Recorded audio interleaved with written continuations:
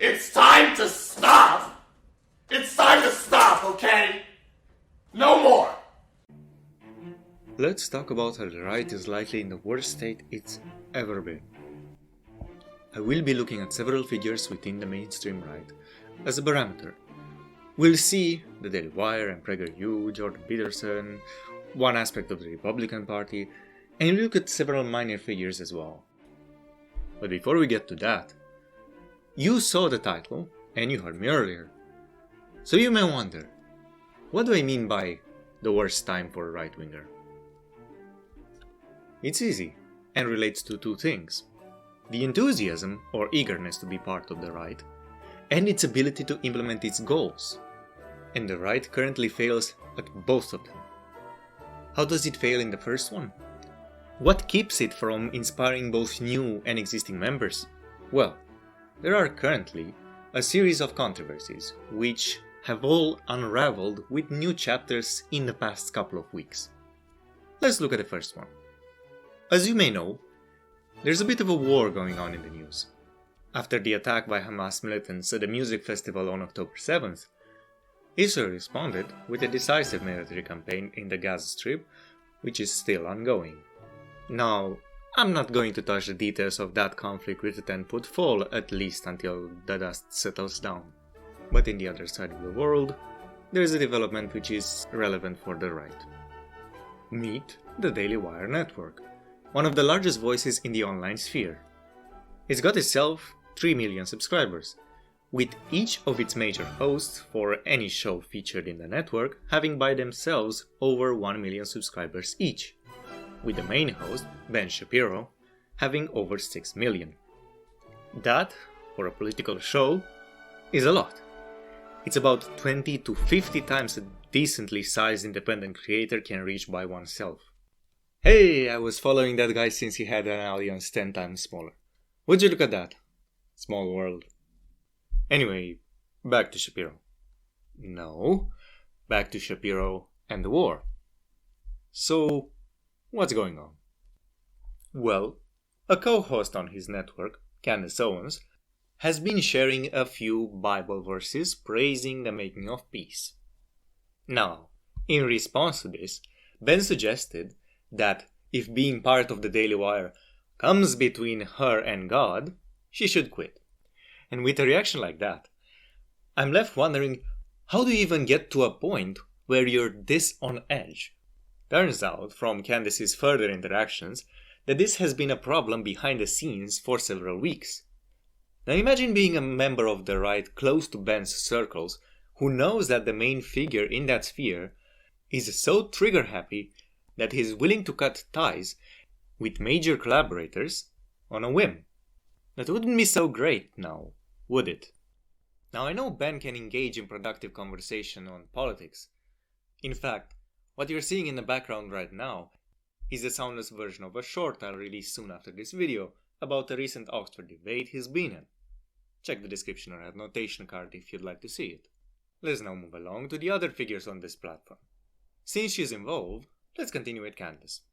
She may have been wronged upon in this case, but I don't consider her a particularly true and true role model either. Let's see what she has been doing recently. I found a post trending this week, which, granted, is from an interview at least 6 months old, but it is indicative of something that a worrying amount of the right is doing. I'll play the clip, comment on it a bit, and then say what the larger problem here is. Roll the clip.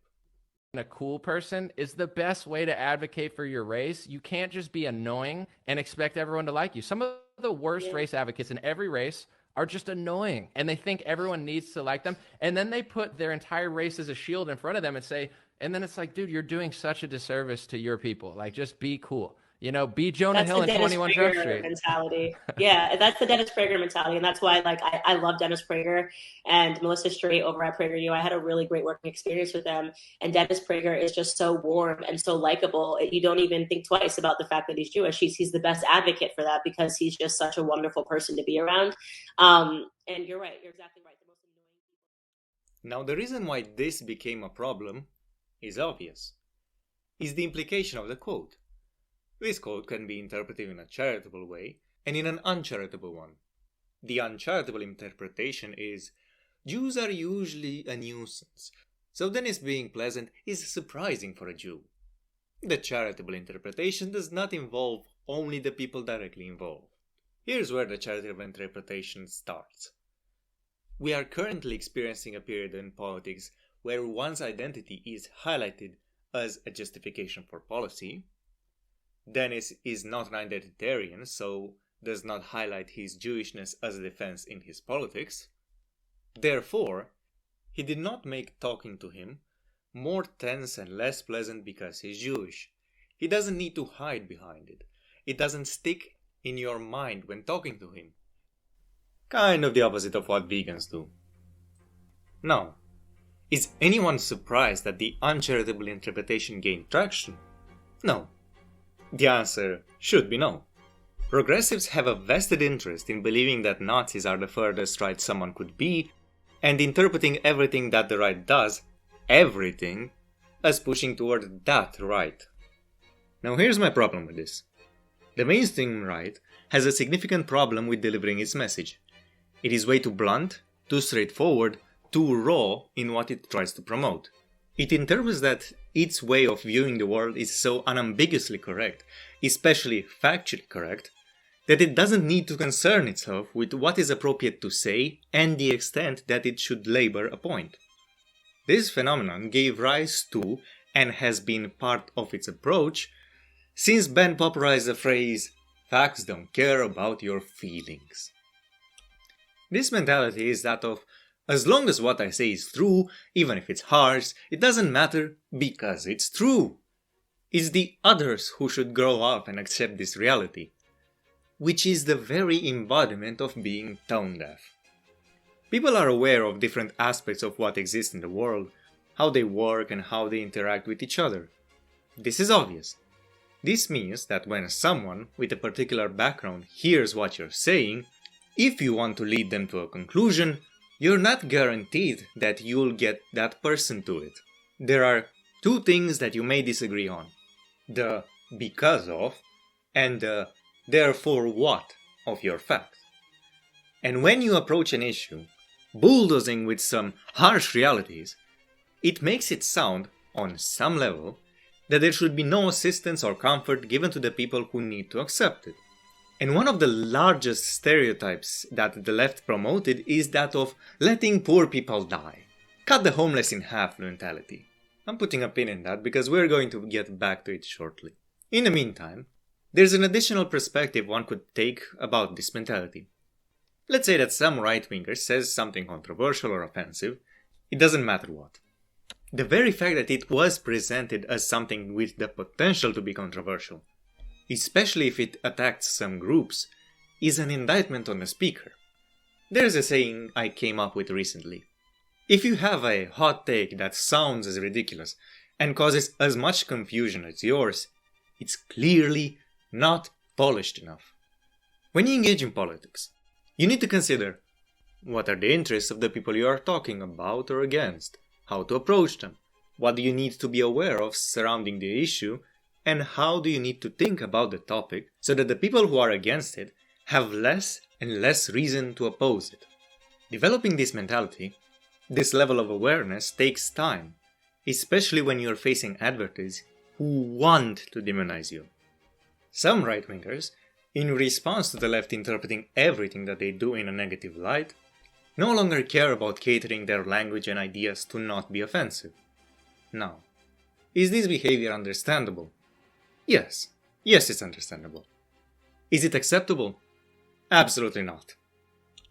If you're a right-winger, you have to be aware about stuff like this. It doesn't matter that your opposition will reject you and has zero charitability towards you. In fact, there is more of a reason why you should do this. You shouldn't need to add context to your statements so they're not controversial. Better still, put the context before your statements.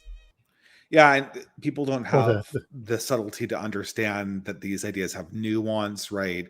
So they say anti-racism go too far or anti-whiteness, and then their immediate reaction is to become racist and anti other people's races. You're, right? you're becoming the thing that you're in a sense, you're becoming the thing that you're railing against. So like, no, don't become hyper racist. Just go and do the right thing. And that'll annoy them just as much as you becoming hyper racist. Okay, let's move on to the next piece of drama. But before we do that, a word about this channel. You may have noticed the background I've been featuring. This large, constantly forming network. What is it? That's the future of this channel. They are future videos, scripts, and resources I'm commenting on. Best case scenario, at least 90% of what you're seeing on screen, even though they are not labeled, will be featured into some video at some point in the future. Much of it will be similar to this video. This video was released early because of the controversies I'm discussing right now. My original plan was to come back in March. Don't get me wrong, the bulk of my content will still begin back in March. But because I'm releasing this, I'm lenient to make a few more videos until then. Regular releases will start then. Now that everyone's curiosity has been satiated and you had time to breathe, let's get back to the next clip. The final one concerning Candace, and that is her recent interview on Tucker Carlson. However, then I thought, well, wait a second, if the biggest donors at, say, Harvard have decided, well, we're going to shut it down now, where were you the last 10 years when they were calling for white genocide? You were allowing this. And then I found myself really hating those people, actually. That you're okay with that? On what grounds were you okay with that? And this is what I've been trying to explain to the pro-Israel lobby, that what you are seeing as lack of support is people that are asking the question is, where were you as we have endured all of this? You were paying for it, actually. Right. You were paying for it. You were paying for it. You were calling my children immoral for their skin color. You paid for that. And so why shouldn't I be mad at you? I don't understand. And so that is, you know, obviously you have a ton of white people that are asking this question and they're now being called anti-Semitic. And I think that that's wrong. I think these are meaningful questions that deserve to be answered. Why was this sort of verbiage allowed into the curriculum? I mean, could you imagine if in the curriculum it said that every Jewish person born is a terrorist? Oh boy. Where do we start from here? I think the best thing that needs highlighting here is the right's affinity for conspiracy theories. Because it's something very visible in the comments. About a third of the comments blame the Jews or some other globalist conspiracy theory on what Tucker is talking about, including one on the clergy plan. Now, if you want to learn about this conspiracy in particular, and why it isn't something you should rely on, I recommend this video by Lavader. Now there are several things which conspiratorial thinking do, which damage the right. First is that ironically, it encourages gullibility. How would it do that? How could you say that, you may ask? After all, conspiracy theories expose lies we've been told, make us pay closer attention to the goings-on which work against us. Knowing them makes it easier for us not to fall for the lies authorities tell us. Thank you for asking, random viewer. I love you, Metro Man! And I love you, random citizen! And thank you for the effort you put into formulating it so nicely. Well, it does. It's pretty easy to see why. We begin by noticing that conspiracy theories promote a message of authorities being unreliable and malicious. For this, they show either various scandals which were covered up, or quotes by prominent members which imply they are acting against the stated goals of the organization. Once the reliability of the institution is put in a position where the assumed default is its invalidity, then it's easier to lower the standards of what counts as contributing to the conspiracy. It's well known by people who study conspiracies that conspiracists very rarely believe only one conspiracy. That makes perfect sense. Once you have this one institution which is unreliable, showing a connection between it and another one won't be as big as a gap as convincing someone who doesn't believe in any conspiracies at all. When you reach the level that you believe there is a system of corrupt institutions, the level of evidence you will need to believe that another one is also corrupt will be much lower than at the beginning of this radicalization. After all, it's no wonder that I started this segment by presenting a conspiracy that is both false and quite commonly believed in the fringe right circles. There are other conspiracies about Davos, about the World Economic Forum, about other forms of cabals which are all creating the state of the world. It is, after all, easier to believe that things are going according to a plan, even if that plan is evil, rather than nobody being in charge. Now I support the idea of democracy, which is the system of belief which states that nobody is in charge. The whole system in power is too big for anyone to contain it. But ultimately that's an issue for another day. At the end of this one, it wouldn't matter if any of these conspiracies is true. There are 3 things I want to say about conspiracies in general. Most of the time they have 2 purposes. First is the anger factor. One doesn't watch conspiracies to feel better, and watching conspiracies, seeing the amount of betrayal, loss, malice, would make anyone more hostile, less amenable to anyone who rejects the belief, or worse, someone who may be involved. Second is the demoralization factor. Conspiracies have a paralyzing effect once you see yourself surrounded both on a personal level, but especially on an institutional one. It feels more productive to simply learn about the conspiracy rather than form groups and take actions which go against them. There is simply too much power in the already existing systems for someone who doesn't know how to change things to do anything about. I recently saw a video on this topic. You Don't Want Practical Solutions by Scrum Monkey. I recommend giving it a watch. Ultimately, awareness of conspiracies serves no purpose unless it's directed at productive actions, which it won't. I therefore propose an alternative model of how you should interpret conspiracies, and that is the following. In the majority of cases, things decay. The politics of the day get worse over time because of indifference, not because of malice. We, as people, are not born with the totality of the knowledge we need to organize societies well. This means, every generation, we need to teach again the values needed for prosperity, and ensuring as many people as possible have the experiences needed to understand those values on an intuitive level. Get rid of that, and you're left vulnerable to influences which will worsen your way of life. Therefore, the most important things you should know is how to bring that awareness to people, not one of how others work against you.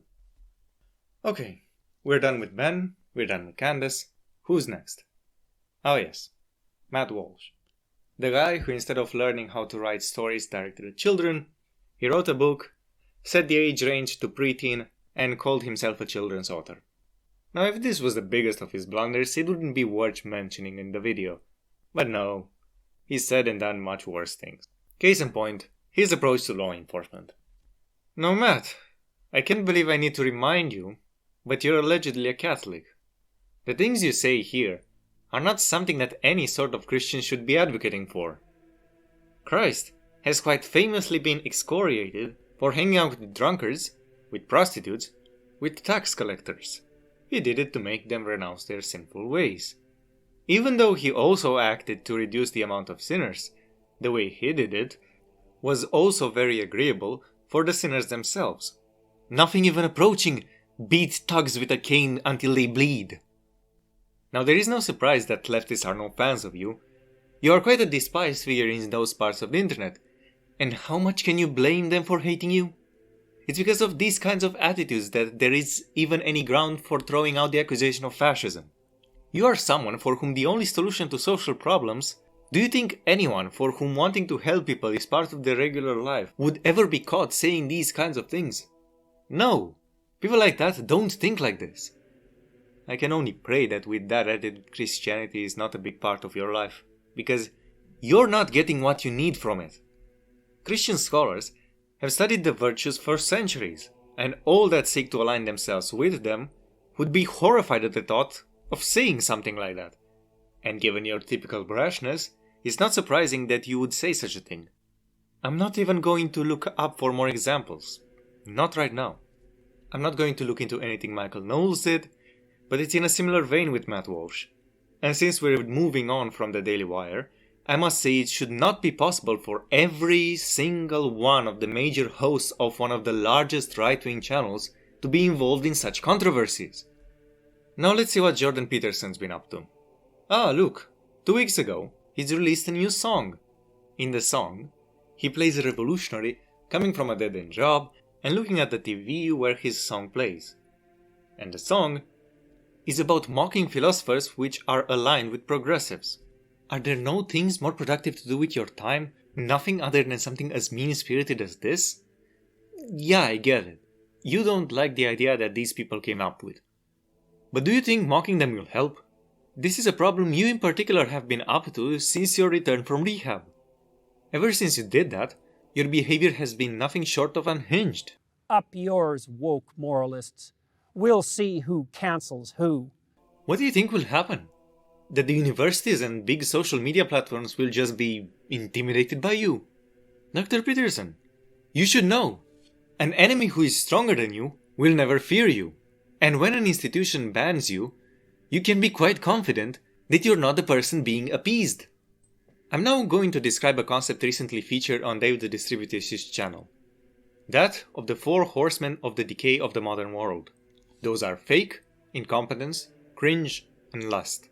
The right most embodies the first 3, and the kind of thing which leads to, for example, Peterson's song, is cringe.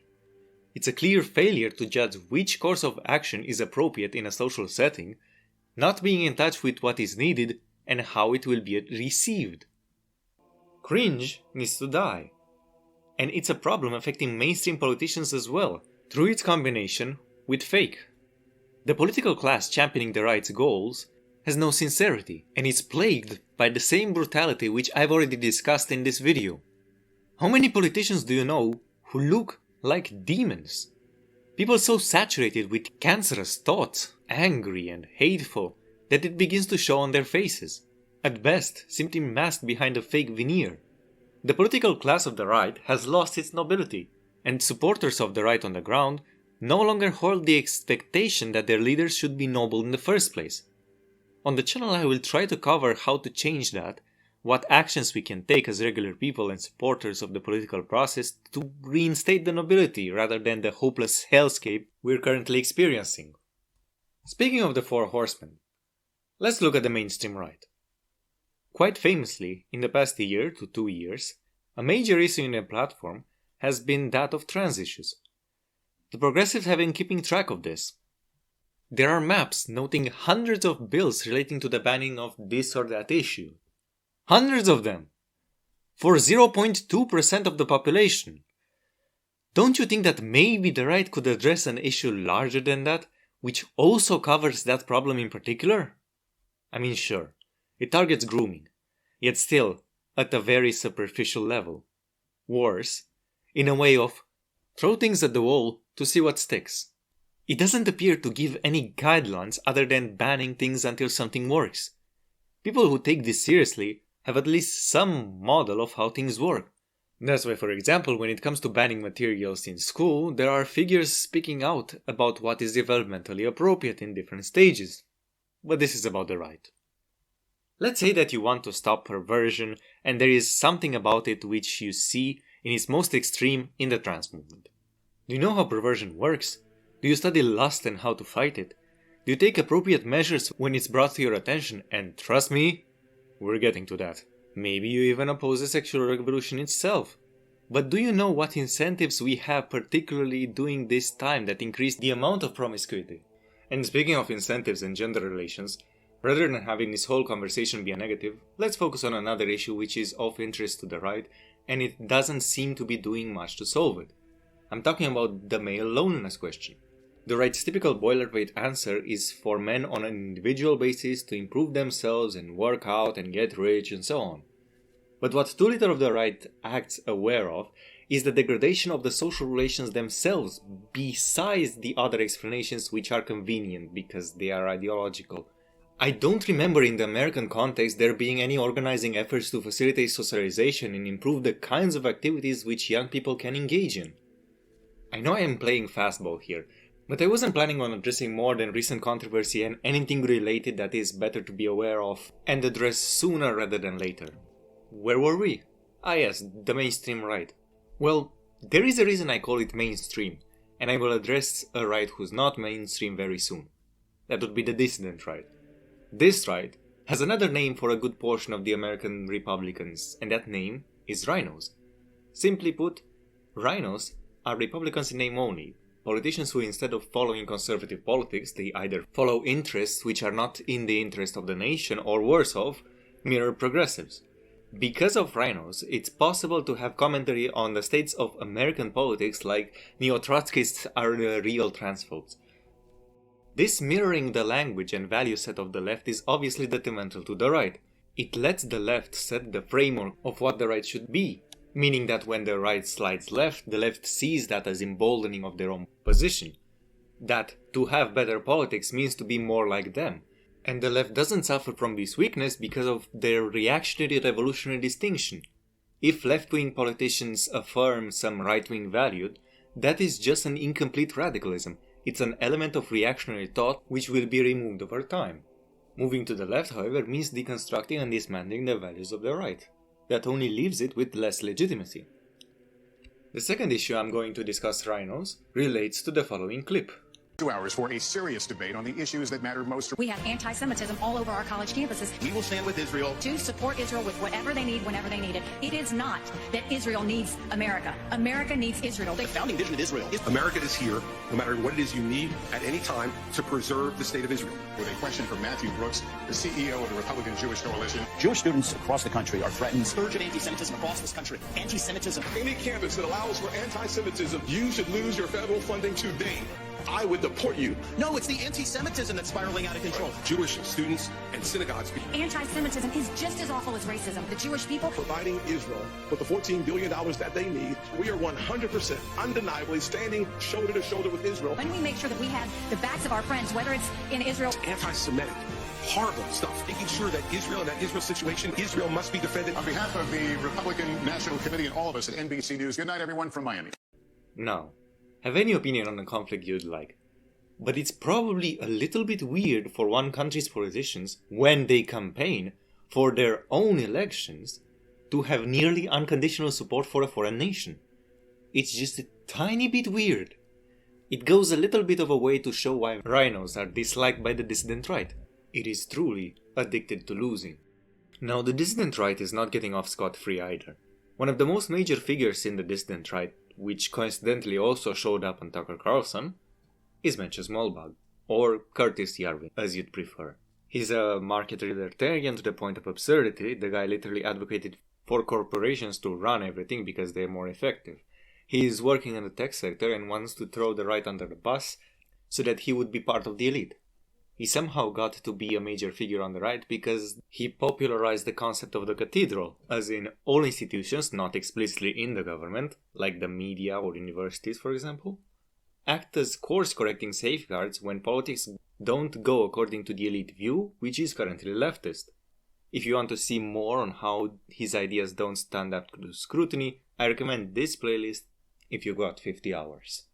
Wait, wasn't I talking about the mainstream right just now? You sly dog! You got me monologuing! I can't believe it! Who else is relatively mainstream? Oh, yes, PragerU. And would you look at that? They've got a recent documentary on trans issues, of course. But it can be so bad, right? Right?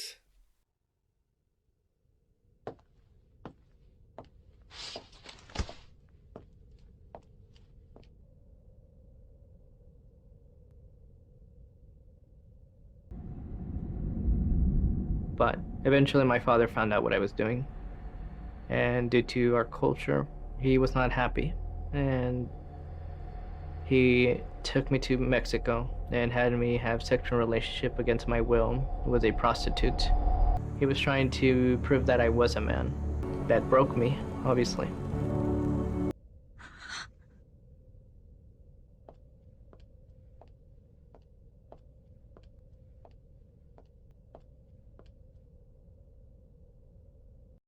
And I'm not joking.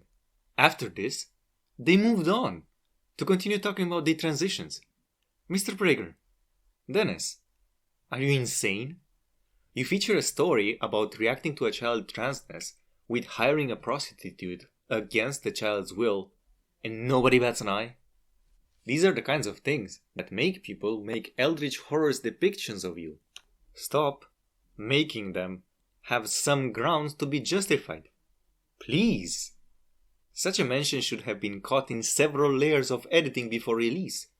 It's good that you did include it because it points to a real problem, but if you were going to include the clip at all, dedicate a chapter on appropriate and effective reactions to a child coming out of trans. And since your goal is to reduce this identification, by appropriate and effective I mean the reactions of the people surrounding the trans person, which reduces the distress about gender, and which doesn't damage the relation with the rest of the family.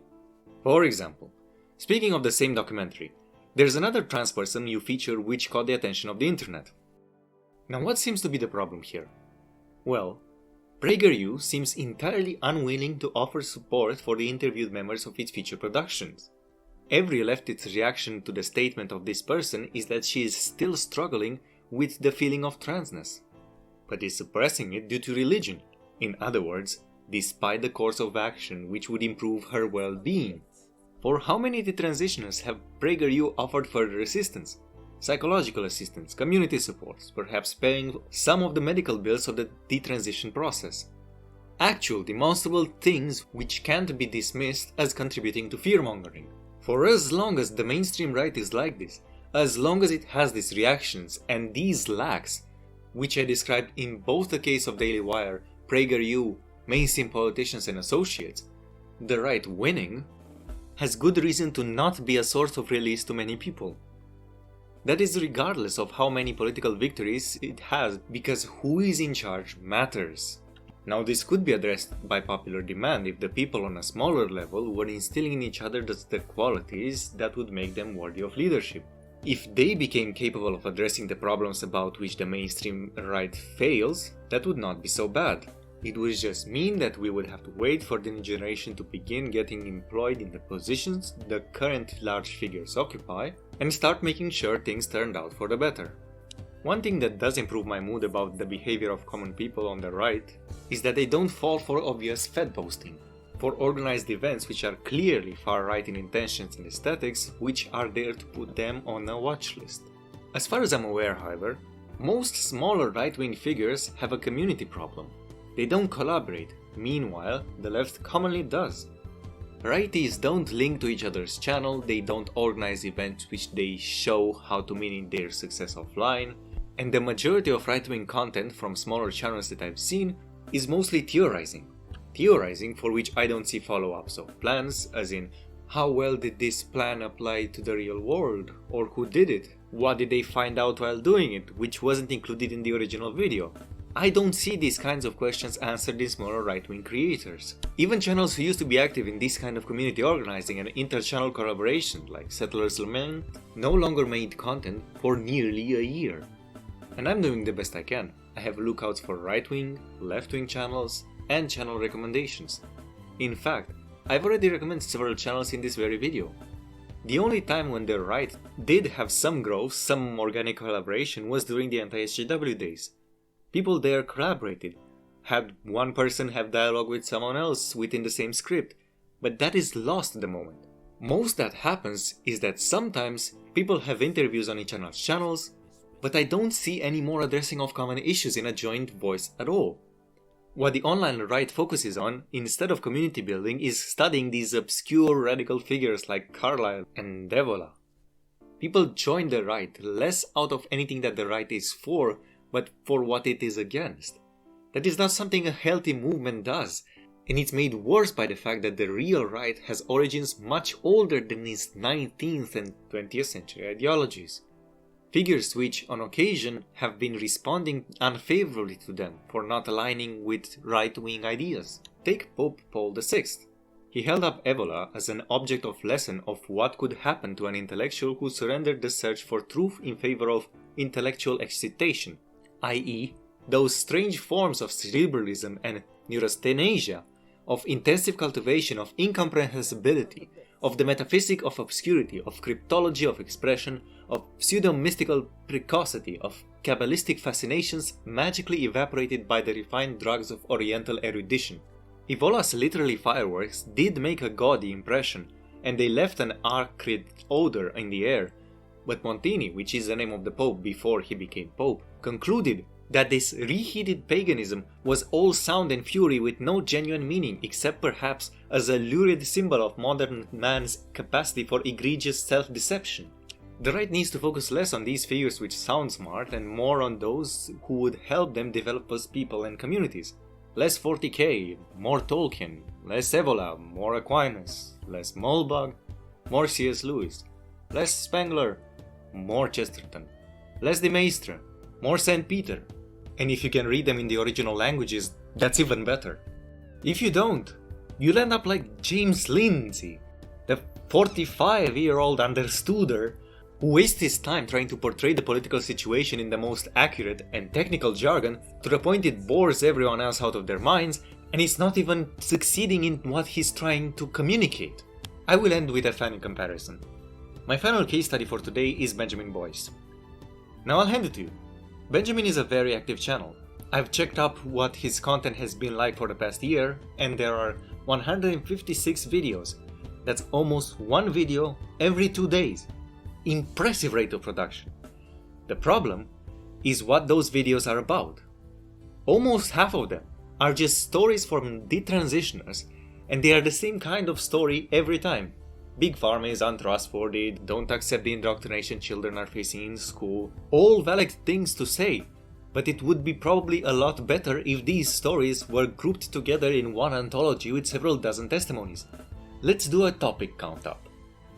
Trans topics 74, woke 19, right wing 12, man related 5. Combos of trans and woke topics 14, and of anything else 4. His trans, non-trans, trans, something else, trans, neuting, trans, neuting, right, trans, right. Will go down a little bit. Then trans, right, trans, woke, something else, woke, else, trans, else, woke, trans. Oh, Benny, my boy. What this reminds me of is another episode which the other political side did and was worthy of ridicule. Take it away, Doctor. Why not take up the strongest, most robust feminist argument you can find and really challenge yourself? I think I figured out what that was, Christy. Apart from the greatest concentration of facial smug that can be and has been stuffed into a billy can. I asked you to nominate someone or something you consider robust about feminism. Yeah, and you did go on to nominate a book. It's obvious to me now that John Rawls aside, you were nominating yourself. It was a sign of frustration, if nothing else. A cry for attention. Why do you always talk to those young, misguided, pretty-hipped bimbos when you could be making me famous? Okay, Christy, if you insist, we'll take a look at a robust feminist channel. So, we've got a video about bearing, another video about bearing, a video about Trump, a video about Sargon, Trump again, bearing again, bearing again, bearing again. Oh, Base Fizz. Combo breaker. Good guy, too. Okay, Sargon, bearing, Trump. Oh, bearing, Sargon, bearing, Trump, bearing. Oh, Dawkins! I see a Dawkins! Dawkins has showed up on this scene. What is he? Is he just watching? Is he? All right, Sargon. Oh yeah, I can't be bothered anymore. The time has come for this to bear repeating, and to repeat bearing. Bearing, Trump, Sargon, Trump, bearing, Sargon, bearing, Trump, bearing, Sargon, bearing, Trump, bearing, Sargon. That's like even lower, right? Bearing, Trump, Sargon, Trump, bearing, Sargon, bearing, Trump, bearing, Sargon, bearing, Trump, bearing, Sargon. That's healthy.